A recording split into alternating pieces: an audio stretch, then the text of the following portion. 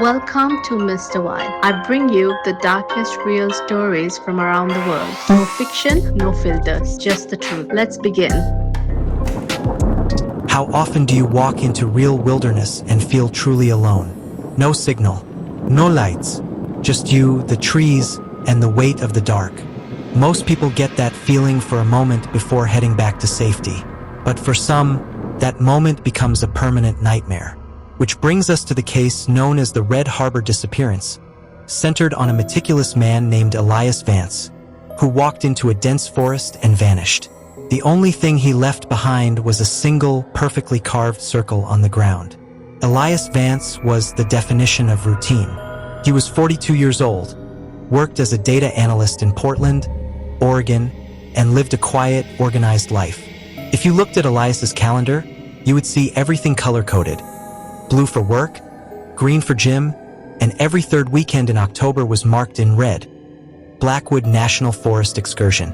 The Blackwood is a massive, old-growth forest in the Pacific Northwest, the kind of place where the moss grows 6 inches thick and the canopy is so dense that even at noon, the forest floor feels like dusk. It's known for its beauty, but also for its sheer, uncompromising isolation. Elias wasn't a novice. He was an experienced backpacker who prided himself on preparation.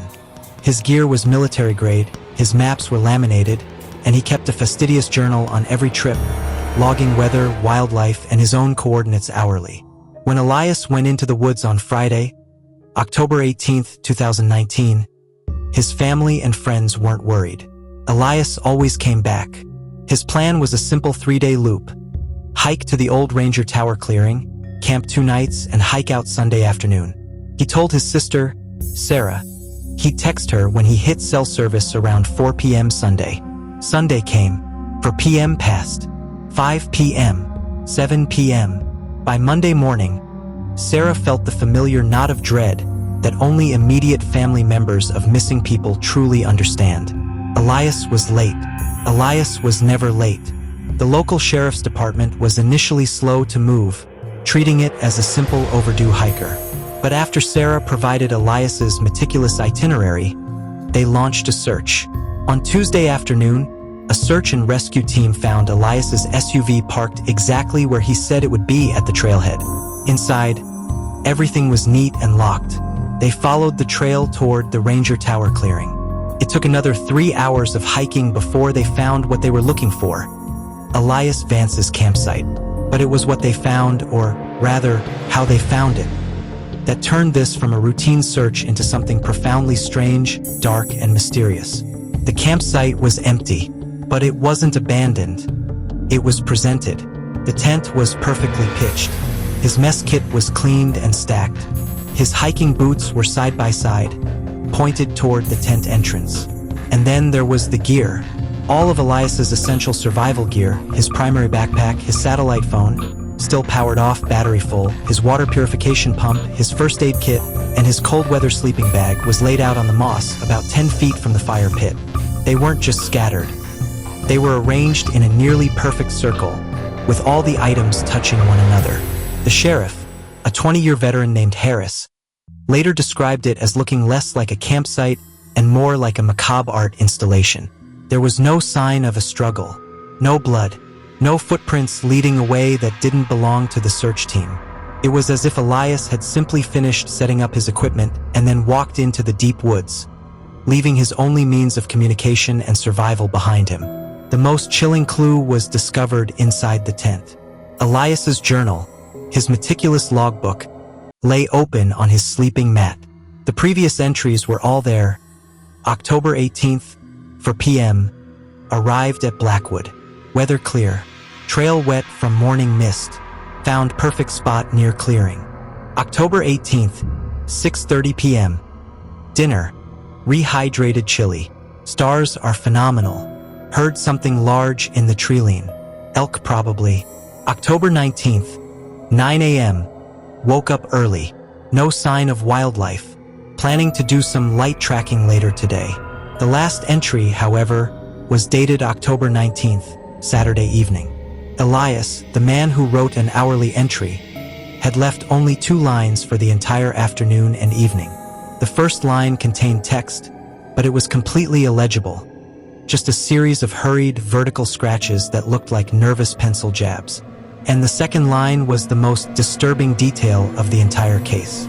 It was a single, complex symbol drawn carefully and heavily in the center of the page. It looked like an asterisk surrounded by a ring, with a small, curved line dissecting it. It was unlike anything Elias had ever drawn before. It didn't resemble any known trail marker, Native American symbol, or astrological sign. Sheriff Harris showed the symbol to cryptologists, local historians, and occult experts. No one could definitively place it. What was it? A warning? A description of something he saw? Or was it the last thing the meticulous Elias Vance had time to draw before the strange, dark, and mysterious forces of Blackwood claimed him? The investigation went cold almost immediately. Without a body, a motive, or even a struggle, the police were left with impossible questions. 1. The animal attack theory. Unlikely. An animal attack would have left blood, torn clothing, or defensive wounds. His gear was untouched. 2. The voluntary disappearance theory. Possible, but Elias left his wallet, ID, and most importantly, his means of survival. A meticulous planner like Elias wouldn't plan a disappearance and then intentionally perish in the woods. 3. The other person theory. Did someone else visit the camp? If so, why arrange the gear in a perfect circle? Was it the perpetrator? Or was it Elias himself, performing some strange ritual just before he vanished? For the single, most baffling detail remains that perfect circle of survival gear. Why lay out the tools you need to live, the very items that define preparedness, in such an odd ceremonial way only to walk away from them forever? Elias Vance was never seen again. He was officially declared deceased several years later, but the cause and manner of his death remained chillingly open. So, stranger, what do you think happened to Elias Vance? Did the ancient, lonely silence of the Blackwood finally get to him? Did he encounter something in those deep, dark woods that was so strange, so unsettling, that his last act was to draw a warning and leave his carefully ordered life behind? We may never know. Following the strange circumstances of the Red Harbor disappearance, we moved to Bandung, Indonesia, and its legendary silver market. This place, rich with glittering wealth and tradition, became the stage for a crime that was profoundly strange, dark, and mysterious. This is the case of the Bandung Silver Market murders. The Purbasari Silver Market is not just a collection of shops. It's an institution. It's a maze of high-end stalls and small workshops where artisans craft exquisite pieces, from delicate filigree earrings to heavy, traditional ceremonial blades. Because of the incredible value held within these closely packed shops, security is, understandably, extremely tight. Our story centers around Bapak Jaya, a 55-year-old shop owner whose family had been silversmiths for 4 generations, and 2 night guards. Rendi, a young man who was known for his sharp attention to detail, and Dodi, a veteran who patrolled the perimeter. On the night of August 14, 2017, everything was routine. Jaya closed his shop, carefully locking his most valuable pieces inside a solid steel vault built into the floor. Rendi and Dodi began their rounds at 10 p.m. The market was secured, locked down, and silent. Just after midnight, Rendi radioed Dodi from the main aisle. Rendi reported seeing a strange flicker of light coming from inside Jaya's shop, which should have been pitch black. It was nothing major, perhaps a reflection off some residual metal dust, but Rendi was thorough. Dodi heard Rendi unlock the outer security gate and enter the narrow passage leading to Jaya's door. The last thing Dodi heard over the static-laced radio was Rendi saying, "Just a quick look, might be." Then the transmission cut out. Dodi waited 5 minutes, called Rendi, and received nothing but silence. Thinking Rendi's battery had died, Dodi, an old hand who didn't panic easily, simply logged the incident and proceeded with his perimeter check, assuming Rendi would call in when he was back outside. Dawn broke, and the market staff arrived for the morning opening. Dodi was already there, irritated that Rendi hadn't returned. The security gate to the main aisle was found unlocked but still closed. When the police were called and finally gained access to Bapak Jaya's shop, what they found was not a robbery, nor a simple break-in, but a scene so perplexing it defied logic. First, Randy. The security guard was found immediately, slumped against the back wall, his two-way radio still clutched in his hand. He hadn't been shot or stabbed. The medical examiner would later confirm that Randy died instantly from a single, massive blow to the back of the head. Sechont, Bapak Jaya. His body was found lying near the floor vault. He was also deceased, having suffered a similar crushing injury. Now, here is the strange, dark, and mysterious part. 1. The vault. The large steel floor vault was completely unopened and untouched. Every precious piece of silver jewelry, worth hundreds of thousands of dollars, was still inside. 2. The method. The injuries on both Randy and Jaya were consistent with an impact from a large, heavy, but surprisingly dull object. There were no sharp edges, no penetrating wounds, just blunt force trauma of shocking intensity. 3. The silver dust. This is the detail that truly separates this case from a standard homicide. Silversmith shops are messy places. The process of grinding and polishing leaves behind a fine, metallic dust everywhere. Yet, in the immediate 10-foot radius surrounding the two bodies, the floor was pristine. It was as if a heavy-duty vacuum had been run only in that small circle, sucking up every speck of dust and debris, leaving the floor unnaturally perfectly clean. Right in the sea. 4. The amulet. On the main display counter, right in the center, was a silver amulet. It was a piece Jaya had finished the previous day, a simple, elegant medallion of a local mythological bird. The amulet had been carefully cleaned, polished to a mirror shine, and placed on a velvet cloth. But it wasn't the placement that was strange. It was the tiny, almost microscopic scratch found on the bird's eye. It looked like someone had used a specialized etching tool to score a symbol that looked eerily similar to the last vertical scratch marks found on Randy's radio transcript paper. The investigation stalled almost immediately. The lack of robbery motive ruled out typical thieves.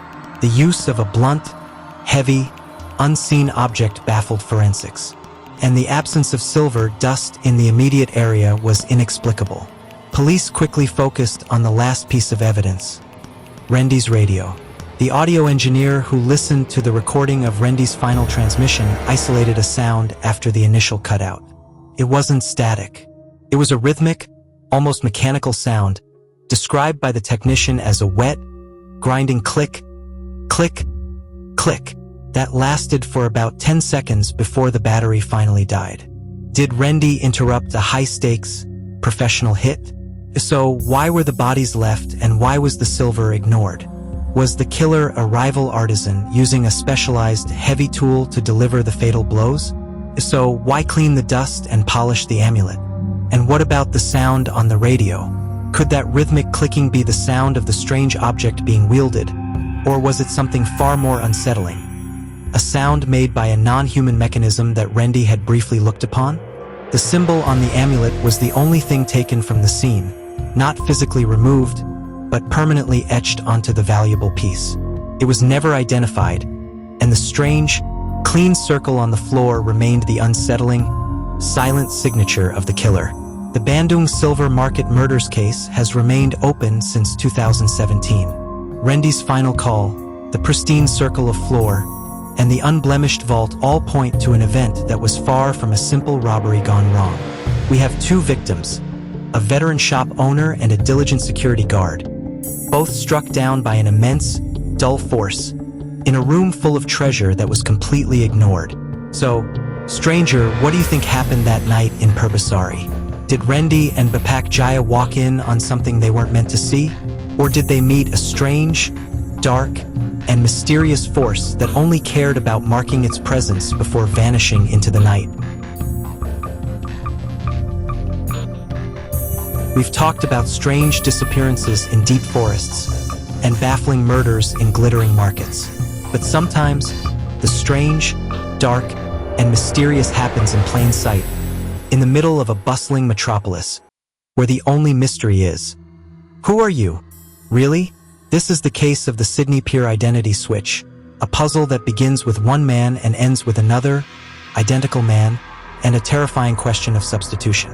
On Thursday, May 3, 2018, a man checked into the opulent Pier View Hotel, located right on the edge of Sydney Harbour, overlooking the Opera House. He presented a valid UK passport identifying him as Robert Alastair, 45, a commodity broker visiting Australia for a week-long conference. According to the hotel staff, Mr. Alastair was unremarkable, polite, quiet, and kept to himself. He paid for his room up front, declined bellhop service, and settled into room 1403. His movements were normal. He attended the first day of his conference Friday morning, returned Friday evening, and placed a "Do Not Disturb" sign on his door for Saturday. The trouble started Sunday morning when the maid service was finally allowed in. Room 1403 was immaculate. Mr. Alastair's suitcase was still partially unpacked. His toiletries were neatly arranged in the bathroom. The only thing missing was Mr. Alastair himself. All his documents, his UK passport, his wallet containing hundreds of Australian dollars, and his credit cards were laid out on the bedside table. He had left everything he needed to be Robert Alastair and walked out wearing only the clothes he had arrived in: a crisp blue shirt, dark trousers, and a lightweight beige jacket. This seemed like a simple voluntary disappearance, except for what happened less than 200 yards away, 6 hours later. Sunday afternoon, the air was surprisingly warm, but the water of Sydney Harbour remained a cold, dark blue. A local fisherman, setting lines beneath the aging timbers of a seldom-used public ferry dock near the Pier View Hotel, noticed something horrifying wedged deep in the algae-slicked pilings. It was the lifeless body of a man. The police arrived, including Detective Miles, who had just come from the missing person report at the hotel. As the body was carefully winched from the frigid, oily water, Detective Miles felt a chilling sense of déjà vu. The body was heavily waterlogged, but the clothes were the key. He was wearing a crisp blue shirt, dark trousers, and a lightweight beige jacket, the exact description of the clothes Robert Alastair had vanished in. Miles approached, the smell of salt water and something metallic hitting him. He immediately recognized the face from the passport photo they had just copied upstairs. It was a perfect, uncanny match. Same closely cropped dark hair, same precise line of the jaw. But there were two features that eliminated all doubt in the detective's mind: the distinct, jagged scar above the left eyebrow, and an unusual, dark mole placed high on the back of the neck, visible just above the shirt collar. To the very last detail, this man was Robert Alastair, the quiet commodity broker from London. The investigators breathed a collective sigh of relief. Case closed. The broker, perhaps depressed, perhaps simply stumbling in the darkness, had drowned. It was tragic, but it was resolved. They even contacted the UK consulate, officially marking the case as a tragic accident. But then the results from the city morgue arrived.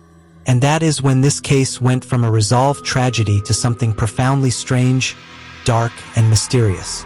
The man found on the dock, the one with the scar and the mole in Alastair's clothes, the one who was identical to the photo in the hotel, was definitively, biologically, not Robert Alastair. The forensic report that came back on Monday morning was so baffling. The lead detective insisted the dental records had been swapped with another case. The drowned man's fingerprints did not match Robert Alastair's prints on file, which were easily obtainable through international cooperation, given his brokerage status. Even more critically, the drowned man had completely different dental records, a common set of fillings and repairs that were completely absent from Alastair's history.